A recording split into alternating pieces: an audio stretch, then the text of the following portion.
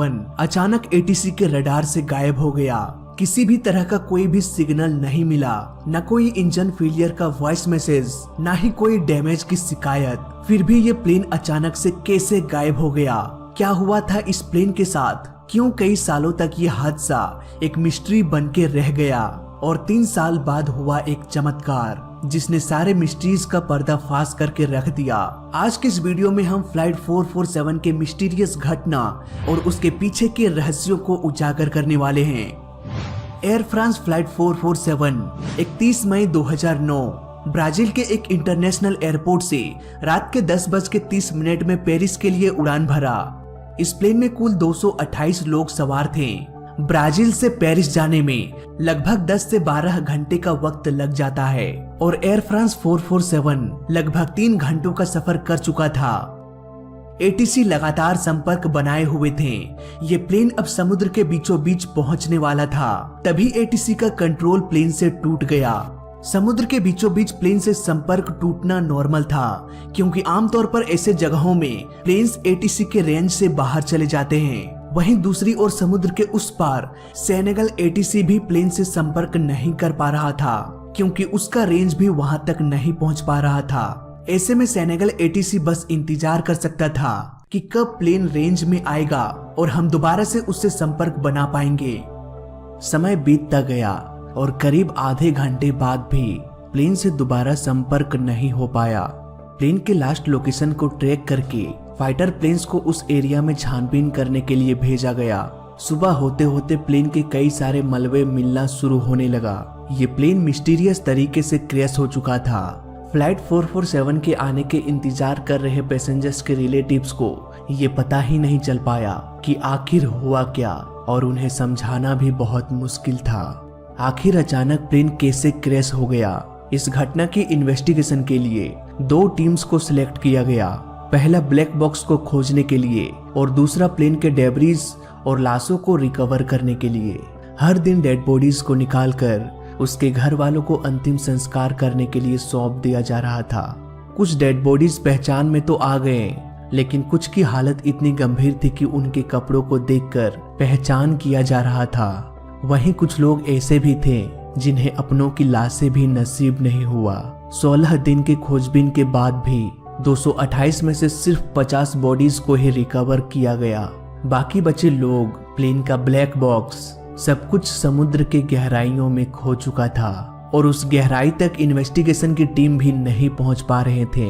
समुद्र के गहराई में जाकर ब्लैक बॉक्स को खोजने के लिए न्यूक्लियर सबमरीन का इस्तेमाल किया गया। ये सबमरीन्स ब्लैक बॉक्स से निकलने वाले अल्ट्रासोनिक सिग्नल्स को फाइंड करने की कोशिश कर रहे थे, वो भी जल्द से जल्द, क्योंकि ये ब्लैक बॉक्स सिर्फ 30 दिनों तक ही सिग्नल्स भेज सकता था। अगर 30 दिनों के अंदर इसे खोजा नहीं गया तो बाद में इसे खोजना बहुत मुश्किल हो सकता था। दिन गुजरता गया। हर रोज समुद्र में छानबीन करने के बाद भी रोज की तरह उन्हें खाली हाथ वापस आना पड़ता और फाइनली लगभग 12 महीने के खोजबीन के बाद भी 7000 स्क्वायर किलोमीटर छान मारने के बाद भी ब्लैक बॉक्स का कुछ भी पता नहीं चल पाया। समय के साथ साथ अब उम्मीदें भी खत्म होने लगी थी। घटना के 3 साल बाद 3 अप्रैल 2011 को एक प्राइवेट टीम WHOI का गठन किया गया और इस टीम ने एक चमत्कार कर दिखाया। उसने अपने टेक्नोलॉजी के बदौलत सिर्फ 30 दिनों के अंदर ही ब्लैक बॉक्स को खोज निकाला। इन्हें पता था कि समुद्र में छानबीन करने से कोई फायदा नहीं है। घास फूस धूल मिट्टी में ये ब्लैक बॉक्स कहीं दब गया होगा। इसीलिए उन्होंने कुछ ऐसे अंडर वाटर व्हीकल्स को समुद्र के अंदर भेजा जो कि फुल्ली ऑटोमेटिक था और इसे रिमोटली कंट्रोल भी किया जा सकता था। इन पनडुब्बियों की खास बात ये थी कि ये समुद्र की सतह को स्कैन कर सकता था और एक मैप तैयार कर सकता था, ठीक वैसे ही जैसे कि एक सैटेलाइट मून को स्कैन करके उबड़ खाबड़ जगहों की पता लगा लेता है। कुछ दिनों बाद स्कैन किए हुए पिक्चर्स में प्लेन का एक बड़ा हिस्सा समुद्र में दिखाई दिया। तुरंत ही वहां पर खोजी दल को भेजा गया और थोड़ी बहुत छानबीन करने के बाद फ्लाइट डाटा रिकॉर्डर और कॉकपिट वॉइस रिकॉर्डर दोनों को 3 साल बाद रिकवर कर लिया गया। और हैरानी की बात तो ये थी कि इन्होंने सिर्फ 30 दिनों के अंदर ही इस ब्लैक बॉक्स को खोज निकाला। घटना के 3 साल बाद अब वक्त आ चुका था इस मिस्ट्री से पर्दा उठाने का।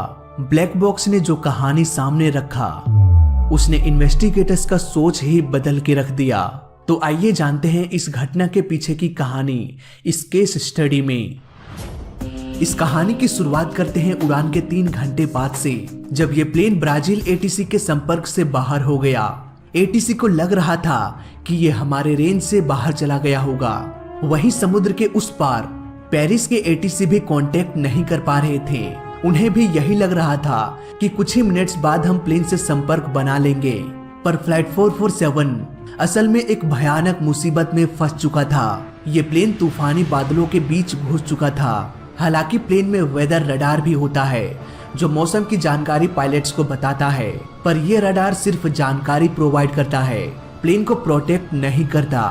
अब क्योंकि ये एक प्लेन था, सड़क पर चलती हुई कोई गाड़ी नहीं कि आगे अगर रास्ता खराब है तो उसे रोककर बैक गियर लगा के पीछे की ओर कल्टी मार ले। नहीं, प्लेन के साथ ऐसा नहीं किया जा सकता। अगर ये एक बार तूफानी बादलों में घुस जाए तो किसी भी तरह से प्लेन को उसका सामना करना ही पड़ेगा। बात करें वेदर रडार की तो ये पहले ही इन्फॉर्म कर देता है तूफान में मौजूद वाटर ड्रॉप्स को डिटेक्ट करके, और पायलट को डिस्प्ले में दिखा देता है कि आगे मौसम खराब है। लेकिन यहाँ पर सवाल ये आता है कि पायलट को तूफान के बारे में कितनी देर पहले पता चलता है। आखिर इस वेदर रडार का रेंज क्या होता है? यहाँ पर एक सिंपल से एग्जांपल से आपको समझाने की कोशिश करता हूँ। दोस्तों, एक प्लेन तूफान को कितनी दूरी तक देख सकता है ये डिपेंड करता है एंटीना के पावर पर और धरती के गोलाकार आकार पर। सपोज ये हमारी धरती है और ये है आपका प्लेन। अगर आप प्लेन के नोज को ऊपर की ओर पॉइंट करते हैं तो हो सकता है ऊपर आपको तारे दिख जाएं या फिर कोई एलियन दिख जाए। होने को तो कुछ भी हो सकता है। अगर आप थोड़ा नीचे पॉइंट करते हैं तो हो सकता है आपको इंटरनेशनल स्पेस स्टेशन दिख जाए। अगर थोड़ा और नीचे करेंगे तो हो सकता है आपको सैटेलाइट्स दिख जाएं। लेकिन अगर आप अर्थ के कर्वेचर पर नजर डालेंगे तो यहाँ पर आपको मैक्सिमम रेंज मिलेगा, और जैसे जैसे नीचे की ओर पॉइंट करते जाएंगे वैसे वैसे रेंज कम होता जाएगा। बेशक फ्लाइट 447 के पायलट्स को पहले ही पता लग गया होगा कि वे बादलों के अंदर प्रवेश करने वाले हैं, पर उस वक्त कोई चारा भी नहीं बचता जब चारों तरफ सिर्फ बादल ही बादल हो। फ्लाइट 447 अब बादलों के बीच प्रवेश कर चुका था और बादलों में होता है ढेर सारा पानी जो कि -40 डिग्री के टेम्परेचर पर आसानी से फ्रीज हो सकता है। अब तक तो प्लेन में सब कुछ ठीक था, सिर्फ एटीसी से संपर्क टूटा था, पर उसकी अभी जरूरत भी नहीं थी। कुछ मिनट्स बादलों के बीच में उड़ान भरने के बाद अजीब सी आवाजें सुनाई देने लगी। ये आवाजें बर्फ के टकराने की थी। इस प्लेन को लगभग 10 घंटे का उड़ान भरना था, इसीलिए प्लेन में 3 पायलट्स मौजूद थे। प्लेन का सबसे एक्सपीरियंस कैप्टन 3 घंटे ऑलरेडी प्लेन उड़ा चुका था और इसीलिए वो रेस्ट करने के लिए चले गए। अब प्लेन का कंट्रोल को पायलट के हाथों में था, जिसका एक्सपीरियंस दोनों पायलट से कम था। रात का समय, फिर तूफान, फिर बर्फ की टकराने की आवाजें, इन सारी घटनाओं से को पायलट पैनिक होने लगा था। पर डरने की बात अब तक भी नहीं थी, क्योंकि जब तक ऑटो पायलट अच्छे से काम कर रहा है तब तक ये ऑटो पायलट प्लेन को अच्छे से तूफानों के बीच से भी उड़ा सकता है। रही बात बर्फ की, तो उसका कोई भी इलाज नहीं था। ये बर्फ के टुकड़े अब प्लेन के पिटोट ट्यूब यानी कि उन सेंसर्स को फ्रीज करने लगा था जो ऑटो पायलट को इम्पोर्टेंट जानकारी देता है, जैसे कि कितनी तेजी से हवाएं चल रही है, एंगल ऑफ अटैक क्या है, प्लेन के नोज का पोजीशन सही है या नहीं, प्लेन का एल्टीट्यूड क्या है।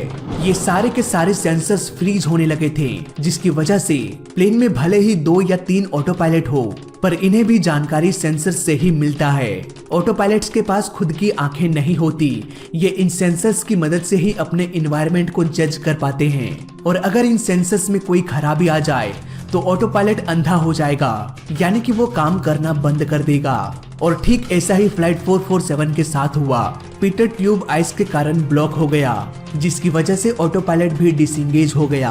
अब तक ऑटो पायलट की वजह से ही प्लेन स्टेबल कंडीशन में उड़ रहा था, पर अचानक इसके डिसएंगेज हो जाने के कारण ये प्लेन लेफ्ट की ओर रोल करने लगा। को पायलट तुरंत ही प्लेन को मैनुअल कंट्रोल में ले लिया और प्लेन को सीधा करने के लिए साइड स्टिक को राइट की ओर मोड़ दिया।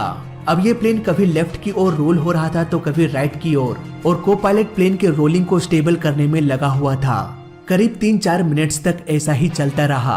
इसके बाद को पायलट ने एक बहुत बड़ी गलती कर दिया। उन्होंने साइड स्टिक को पीछे की ओर खींच दिया, जिसके कारण प्लेन का नोज ऊपर होने लगा और प्लेन का एल्टीट्यूड लगातार तेजी से बढ़ने लगा। जब भी प्लेन का एल्टीट्यूड बढ़ाना होता है तब ऑलमोस्ट 2000 से 3000 पर मिनट की स्पीड से प्लेन को ऊपर ले जाना होता है, लेकिन फ्लाइट 447 7000 फीट पर मिनट की स्पीड से ऊपर जा रहा था, वो भी तूफानी बादलों से होते हुए। प्लेन का एंगल ऑफ अटैक बढ़कर 30 डिग्री हो चुका था और ये खतरे की पहली घंटी थी। एंगल ऑफ अटैक बढ़ने से यानी कि प्लेन के नोज के ऊपर होने की वजह से विंग्स में लिफ्ट मिलना बंद हो गया और तेज हवाओं के टकराने से प्लेन में ड्रैग भी बढ़ने लगा, जो प्लेन की स्पीड को स्लो करने की कोशिश करने लगा। को पायलट पहले से ही कंफ्यूज था और काली अंधेरी तूफानी रात में प्लेन का एल्टीट्यूड, प्लेन का स्पीड, प्लेन का ऑटो पायलट, प्लेन में बर्फ की टकराने की आवाजें, इन घटनाओं के कारण को पायलट पहले से ही डरा हुआ था और फिर से एक मुसीबत सामने आ गया और ये था स्टॉल अलार्म। दोस्तों, जब प्लेन का नोज अधिक ऊपर चला जाता है तो हवाएं तेजी से प्लेन में टकराने लगती है और प्लेन को लिफ्ट मिलना बंद हो जाता है। इसी कंडीशन को कहा जाता है पॉजिटिव स्टॉल। ठीक इसके विपरीत अगर प्लेन का नोज जरूरत से अधिक नीचे चला जाता है तो इस कंडीशन को कहा जाता है नेगेटिव स्टॉल। फ्लाइट 447 अब स्टॉल कंडीशन में जा चुका था। को पायलट ने कहा कि अब प्लेन मेरे कंट्रोल में नहीं है। अब दूसरे पायलट ने प्लेन को अपने कंट्रोल में ले लिया और यहाँ पर उन्होंने एक सही डिसीजन लिया। उन्होंने प्लेन के नोज को डाउन करने के लिए अपने साइड स्टिक को डाउन करने लगा, लेकिन को पायलट अब भी प्लेन के साइड स्टिक को पीछे की ओर खींच रहा था, जबकि दूसरा पायलट साइड स्टिक को आगे की ओर मूव कर रहा था। दोनों ही पायलट्स ऑपोजिट डायरेक्शन में फोर्स लगा रहे थे। अब प्लेन का कंप्यूटर भी कंफ्यूज हो गया कि सुने तो आखिर किसकी बात सुने, पायलट या फिर को पायलट। वेल, यहाँ पर अलग अलग कमांड होने की वजह से पायलट के द्वारा लिए जा रहे सही डिसीजन को कैंसिल कर दे रहा था। पायलट अब प्लेन के नोज को डाउन भी नहीं कर पा रहे थे, जिसकी वजह से लगातार प्लेन के स्पीड में कमी होने लगी और को पायलट तो अब भी साइड स्टिक को पीछे की ओर खींच के रखा था। अब ना तो पायलट और ना ही को पायलट प्लेन को कंट्रोल कर पा रहे थे। प्लेन का स्पीड लगातार कम होने से और लिफ्ट ना मिलने से ये एक पत्थर की तरह नीचे गिरने लगा। अब यहाँ पर एंट्री हुआ कैप्टन का, जो कि इस प्लेन में सबसे एक्सपीरियंस पायलट थे, पर अफसोस उनका एंट्री बहुत लेट हुआ। उन्होंने देखा कि स्टॉल अलार्म कभी ऑफ हो रहा था तो कभी ऑन हो रहा था। दरअसल ऐसा इसीलिए क्योंकि कभी कभी प्लेन का सेंसर ऑन हो रहा था और ऑन होते ही ये बताने की कोशिश करता कि प्लेन स्टॉल कंडीशन में जा चुका है, लेकिन फिर बर्फीले तूफान उस सेंसर को ब्लॉक कर दे रहा था और दोबारा से स्टॉल वार्निंग अलार्म बंद हो जा रहा था। कैप्टन के पास पहली चुनौती थी नोज को डाउन करना, तभी प्लेन को बचाया जा सकता था। अब प्लेन का नोज और बढ़ के 40 डिग्री हो चुका था।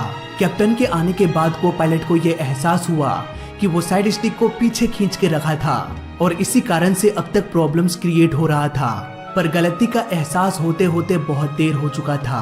प्लेन का स्पीड अब बेहद धीमा हो गया। ये प्लेन अब फ्लाई नहीं कर रहा था और ना ही ग्लाइड कर रहा था। ये एक पत्थर की तरह बेजान होके नीचे गिर रहा था। ये अलार्म मौत की आखिरी घंटी थी। Ground proximity warning alarm. ये अलार्म तब बजता है जब प्लेन जमीन के बहुत अधिक नीचे आ जाता है। ये अलार्म बताता है कि प्लेन को ऊपर ले जाओ, नहीं तो ये जमीन से टकरा जाएगा। पर फ्लाइट 447 के पायलट्स चाहकर भी कुछ भी नहीं कर सकते थे सिवाय मौत का इंतजार करने का। लग रहा था जैसे 228 लोगों को किसी पत्थर में कैद करके 38,000 फीट से नीचे समुद्र की ओर फेंक दिया गया हो। कुछ ही सेकंड्स बाद ये प्लेन समुद्र से टकरा गया और बस एक पल में सब कुछ खत्म हो गया। इस प्लेन क्रैश ने कई सारे घरों के जलते हुए दिए को बुझा दिया। वही पायलट्स को एक नई सीख दे गया कि कैसे सामना किया जाता है ऐसे कंडीशन में, ऐसे तूफानी बादलों में। आइए इसे भी समझ लेते हैं। दोस्तों, ऑटो पायलट की आंखें नहीं होती, ये सेंसर्स की मदद से अपने एनवायरनमेंट को जांच करके प्लेन को कंट्रोल करता है। अगर आपका प्लेन बादलों के अंदर दाखिल नहीं हुआ है तो आप इसे अवॉइड करके दूसरे डायरेक्शन में जा सकते हैं, लेकिन अगर आप इसके अंदर चले जाते हैं तो बस एक ही ऑप्शन बच जाता है। जब तक ये क्लाउड्स खत्म ना हो जाए प्लेन को उसी तरह उड़ाते रहो, चाहे प्लेन कितना भी हिले, कितना भी डोले, कितना भी रोल हो जाए। इन सब चीजों की परवाह ना करते हुए आपको सिर्फ एक ही काम करना है, प्लेन को सिर्फ स्टेबल करने की कोशिश करें, न कि डायरेक्शन को बदलने की, क्योंकि ये नेचर इन हवाओं की मदद से प्लेन्स फ्लाई करते हैं। आप इनके खिलाफ नहीं जा सकते, बस उसकी मदद से फ्लाई कर सकते हैं। भले ही प्लेन के सारे सेंसर्स डेड हो जाए, भले ही ऑटो पायलट अपना काम करना बंद कर दे, चाहे इंजन फेलियर ही क्यों ना हो जाए, आपको सिर्फ एक ही काम करना है, बस प्लेन को सीधा उड़ाते रहना और कुछ नहीं। हालांकि खराब सेंसर्स की वजह से थोड़ी बहुत प्रॉब्लम्स हो सकती है, लेकिन कम से कम इतना बड़ा हादसा तो नहीं होगा। फ्लाइट 447 के पायलट ने सबसे बड़ी गलती ये किया कि उन्होंने साइड स्टिक को पीछे की ओर खींच लिया। आमतौर पर को पायलट्स का एक्सपीरियंस कम होता है और ऐसे भयानक सिचुएशन में अक्सर लोग घबरा जाते हैं। काली अंधेरी रात, खराब सेंसर, खराब ऑटो पायलट, बर्फ की टकराने की आवाजें, स्टॉल वार्निंग अलार्म, इतने सारे प्रॉब्लम्स एक ऐसे पायलट के साथ आता है जिसे बहुत ही कम एक्सपीरियंस है। ऐसे प्लेन का क्या होगा आप समझ सकते हैं। यहाँ पर सवाल ये आता है कि अब भी बहुत सारे को पायलट्स ऐसे हैं जिनके पास कम एक्सपीरियंस है। आज भी प्लेन्स तूफानी बादलों में इंटर कर जाते हैं। तो क्या ऐसी घटना दोबारा हो सकती है?